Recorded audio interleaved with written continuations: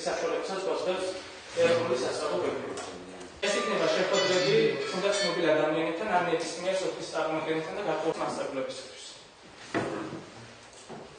დღეს პირველად ვესწრებოდით ტრენინგს 12 საათზე, ხვალე კიდე დაგეგმილი არის. და ძალიან საინტერესო ნაყოფიერი ტრენინგი იყო იმასთან დაკავშირებით, რომ განხილული იქნა ახალი ეროვნული სასწავლო გეგმა ცვლილებებით და ჩვენთვის საინტერესო, ჩვენთვის ისეთი საკითხები, რომელიც ჩვენთვის გასაგები არ იყო, ამომწურავი პასუხები და ამომწურავი ინფორმაცია მივიღეთ ამასთან დაკავშირებით. სკოლისათვის მნიშვნელოვან საკითხებზე, რომელიც ეხებოდა ძირითადად ეროვნულ სასწავლო გეგმას. მისი ცალკეული პუნქტები განვიხილეთ. რა თქმა უნდა, ჩვენი გამოცდილებიდან, ჩვენი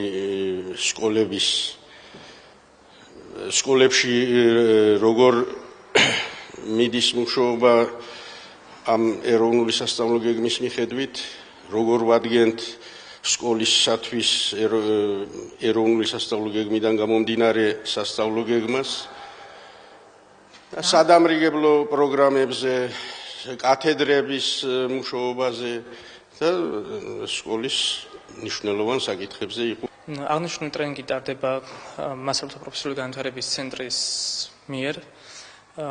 მთლიანობაში არის 5 მოდულიანი ტრენინგი.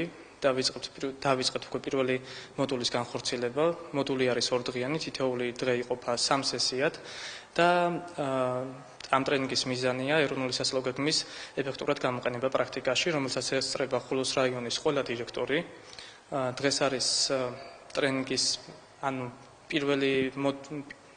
მოდულის პირველი 2 დღე გვაქვს ჩატარებული და მეორე ჯგუფი მივიღე დღეს და ვამთავრებ ხვალ ამ ტრენინგს. ძალიან საკმაოდ მაღალია მოლოდინის გადააჭარბა სკოლის დირექტორების აქტიურობა ამ ტრენინგთან მიმართებაში.